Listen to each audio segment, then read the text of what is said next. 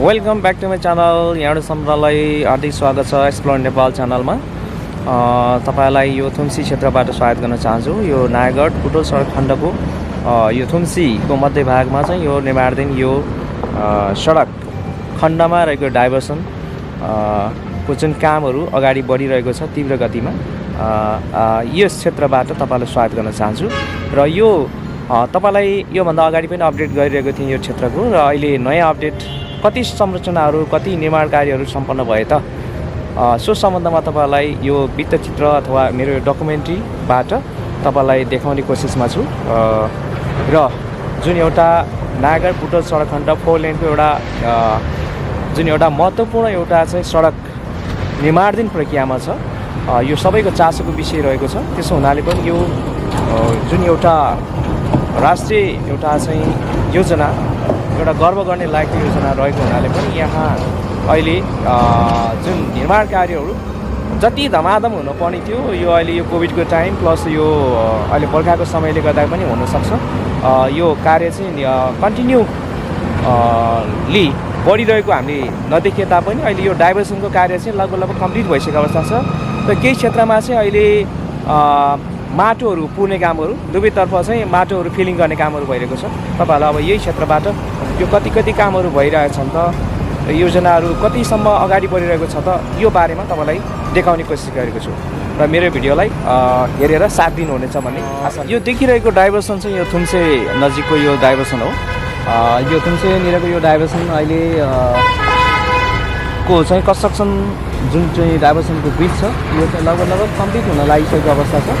र अहिले यो 4 लेनको यो बिचमा चाहिँ हामीले पार्टिसिपेटहरू पनि देख्न सक्छौँ। र धमाधम अहिले निर्माण कार्य पनि भइरहेको अवस्था छ। म तपाईँलाई सिधै अब यो चाहिँ डाइभर्सनको चाहिँ अब यो अरू पार्टहरू तपाईँलाई देखाउने कोसिस गर्छु।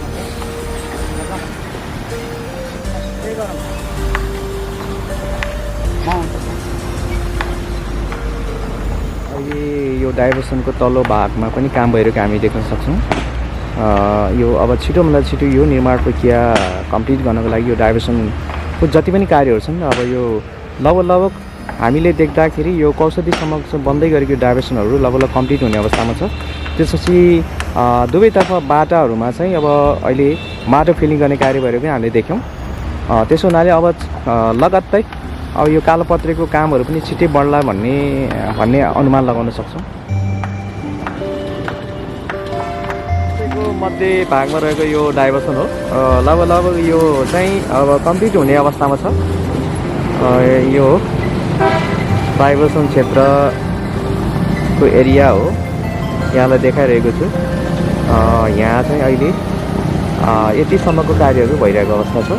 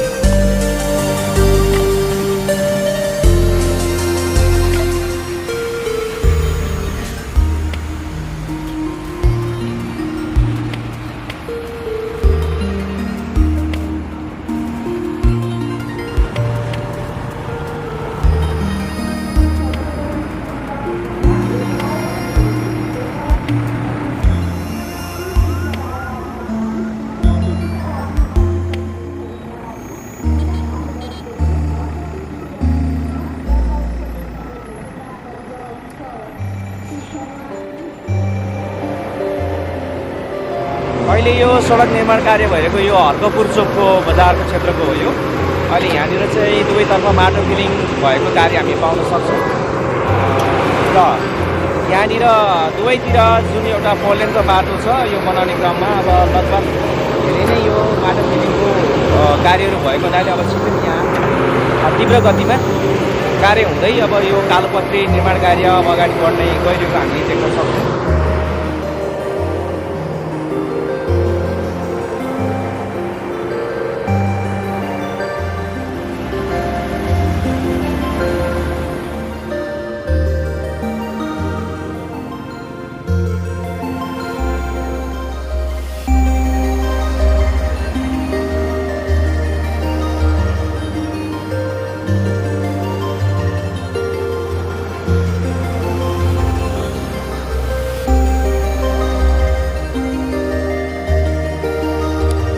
यो बुटोल नायगढ सडक खण्ड निर्माणीय प्रक्रियामा रहेको हुनाले पनि यो समय एउटा हिउँदको समय भएको हुनाले पनि बाटो एकदमै धुलामे रहेको अवस्था छ। बाटोमा हेर्दाखेरि पनि मास्क लगाउनु पर्ने कपडाहरू पुरै अब यो डस्ट भएर यहाँनिर यो आवाज जावत गर्नलाई धेरै कठिनाइ भएको हामीले महसुस गर्न सक्छौँ। धेरै डस्टी टाइपको चाहिँ अहिले बाटो छ। म तपाईँहरूलाई अब सिधै अब यो क्षेत्रमा चाहिँ अहिले बन्दै गरेको चाहिँ डाइभर्सनहरूदेखि लिएर चाहिँ बाटो निर्माणको प्रक्रियाहरू म तपाईँलाई देखाउनु नयाँ अपडेट देखाउँछु।